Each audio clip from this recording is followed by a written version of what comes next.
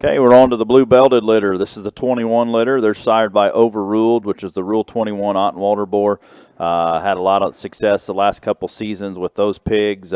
Won the Denver replacement show. Cobb's bred and Weisinger bred the Grand at Sioux Falls. And we've had some pigs that have surfaced and done extremely well.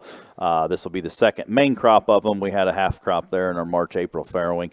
But really excited about what the pigs do, and the Ottenwalder predictability is pretty darn good. I think those pigs feed awesome. So excited about what they're going to do. Mother's side has been really good for us. That's a Dirty Harry bucket list sow. Dobson, Taylor Dobson showed this one's mom a couple falls ago. She won her class at Perry. And then grandmother, this litter would be the bucket list gilt. Been in another fall before that the pages showed. She was reserve grand overall at 240 pounds. One that we lost way too early. She only had a couple litters, but she was a special one for sure.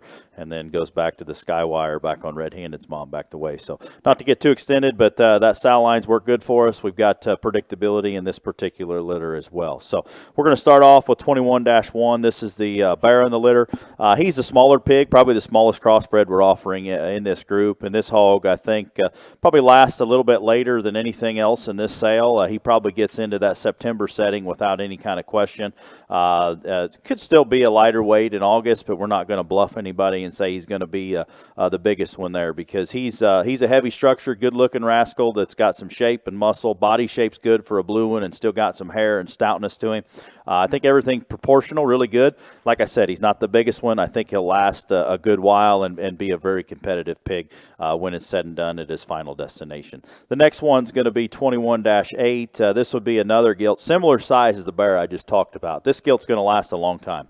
If you want to talk about one, you could jackpot in April as a tiny class 1 or 2, or you want to take her on down to that fall setting.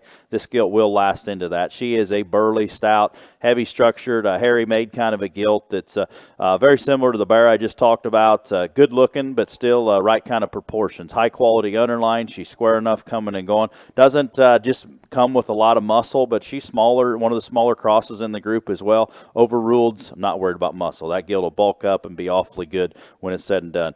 Sound-footed, up on her pasterns, good kind of a gilt there that's going to last a long time. 21-9 is going to be lot 64. This is the bigger gilt and the litter. Gilt that is one that offers some design and balance. Sorry about the kennel in the background there, but this gilt's taller fronted, neater looking, and probably a little more immature in her muscle pattern. But man, once she comes together, she could be a market breeding gilt. Do what you need to do. She offers shape and muscle, squareness, level, good built kind of a gilt that just needs to bulk up. And when she does, I think that gilt can be awfully competitive in the show ring for added look and balance.